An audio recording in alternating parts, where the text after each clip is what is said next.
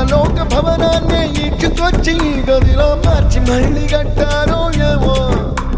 మాయజాలము తెలుసు మంత్రగారడి తెలుసు రెంటి కన్న ఇది ఇంకోటేమో నీలాకాశం నేలాకొస్తే ఇట్టాగే ఉంటాదో